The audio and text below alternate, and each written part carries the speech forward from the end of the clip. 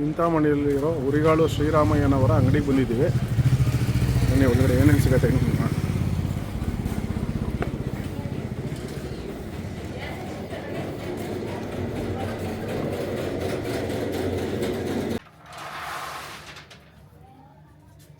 ಇದರಲ್ಲಿ ಸಣ್ಣ ಇಲ್ಲಿ ಬರುತ್ತೆ, ದಪ್ಪ ಅಲ್ಲಿ ಬರುತ್ತೆ.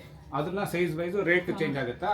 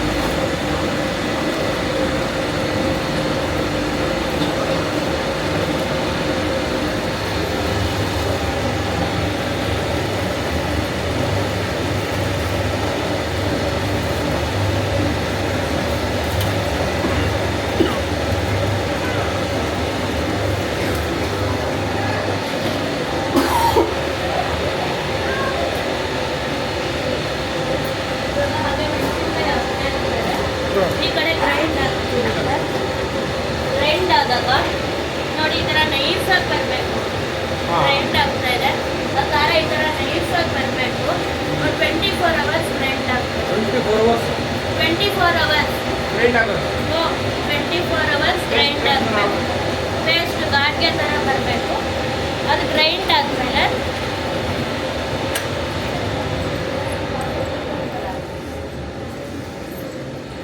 ಈ ಕಡಲೆ ಬೀಜ ಏನಿದೆ ಇವಾಗ ಹಿಂಗೆ ಸೆಗ್ರಿಗೇಟ್ ಮಾಡ್ತೀವಿ.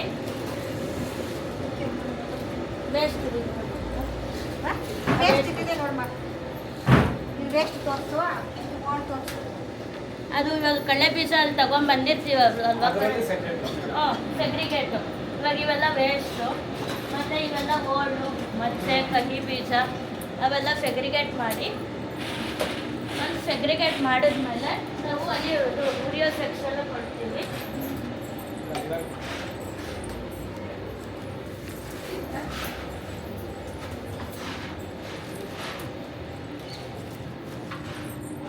ಸದ್ಯಕ್ಕೆ ಹುರಿದಿಲ್ಲ. ಇಲ್ಲಿ ಉರಿಯೋ ಸೆಕ್ಷನ್ ಅಲ್ಲಿ ಇವಾಗ ಉರಿತಾರೆ ಕಡಲೆ ಬೀಜ ಎಲ್ಲ.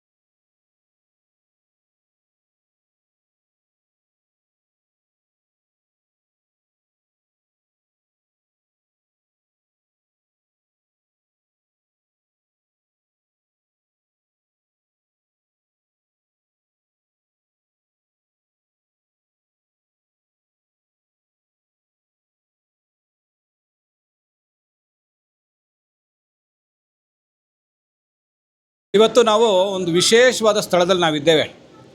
ಇವತ್ತು ಚಿಂತಾಮಣಿ ತಾಲೂಕಿನಲ್ಲಿ ನಾವಿದ್ದೇವೆ.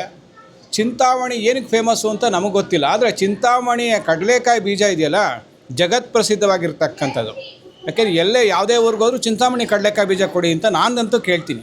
ಇಂಥ ಸಂದರ್ಭದಲ್ಲಿ ನಾವು ಇತ್ತೀಚೆಗೆ ನಾವು ಚಿಂತಾಮಣಿಗೆ ಬಂದಿದ್ವಿ. ಇಲ್ಲಿ ಶಿವರಾಮಯ್ಯನವರು ಅಂತಕ್ಕಂಥ ಹುರ್ಗಾಳ್ ಶಿವರಾಮಯ್ಯನವರ ಅಂಗಡಿ ಇದೆ. 100 ಇಯರ್ಸ್ ಅಂದರೆ 1 ಶತಮಾನದಿಂದ ನಡ್ಕೊಂಡ್ಬರ್ತಾ ಇರ್ತಕ್ಕಂಥ ಈ ಒಂದು ವ್ಯಾಪಾರ ಅದ್ಭುತವಾಗಿ 100 ವರ್ಷಗಳ ಯಶಸ್ವಿಯನ್ನು ಮುಗಿಸಿದ್ದಾರೆ.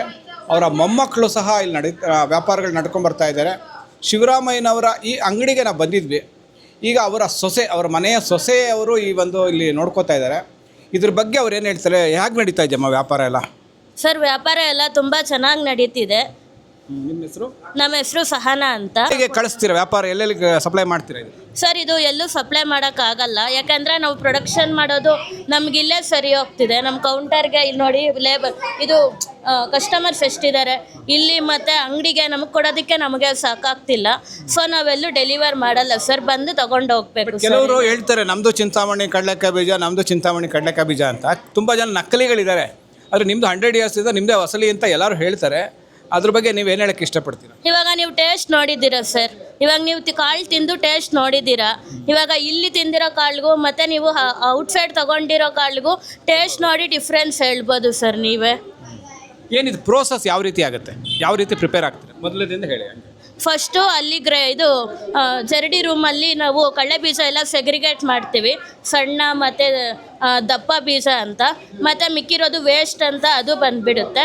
ಅದು ಪ್ರೋಸೆಸ್ ನಡೆಯೋದಲ್ದೇ ಮತ್ತು ಇಲ್ಲಿ ಲೇಬರರ್ಸು ಕುತ್ಕೊಂಡು ಆರಿಸ್ತಿದ್ದಾರೆ ಸರ್. ಪ್ರತಿಯೊಂದು ಬೀಜನೂ ನಾವು ಆರಿಸ್ತೀವಿ ಸರ್ ಎಲ್ಲನೂ. ಮತ್ತು ಅಲ್ಲಿ ಸಾಲದು ಅಂತ ಇಲ್ಲಿ ಎಲ್ಲ ನೀಟಾಗಿ ಹೈಜಿನಿಕ್ಕಾಗಿ ಮತ್ತು ಎಲ್ಲ ಆರಿಸಿ ಮತ್ತು ನಾವು ಒಳ್ಳೆ ಪ್ರಾಡಕ್ಟ್ನೇ ನಾವು ಕೊಡೋದು ಸರ್. ನಮ್ಮ ಪರಿಶ್ರಮನೂ ಅಷ್ಟೇ ಇದೆ ಸರ್.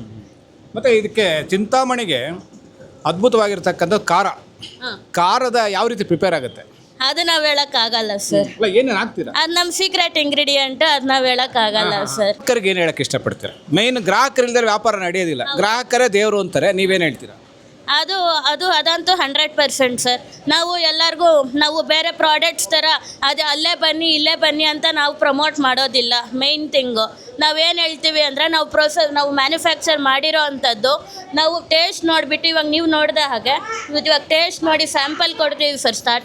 ಸ್ಟಾರ್ಟಿಂಗ್ ಸ್ಯಾಂಪಲ್ ಕೊಟ್ಟ ಮೇಲೆ ಅವ್ರು ಟೇಸ್ಟ್ ನೋಡಿ ತಗೋಬೋದು ನಾವು. ಆ ಥರ ಹೇಳೋದ್ರಿಂದ ಒಂದು ಸಲ ಟೇಸ್ಟ್ ಇವಾಗ ಅಟ್ರಾಕ್ಟ್ ಆಯಿತು ಅಂದರೆ ಗ್ರಾಹಕರು ಆಟೋಮೆಟಿಕ್ಕಾಗಿ ಬರ್ತಾರೆ ಸರ್, ಹುಡುಕೊಂಡು ಬರ್ತಾರೆ ಸರ್.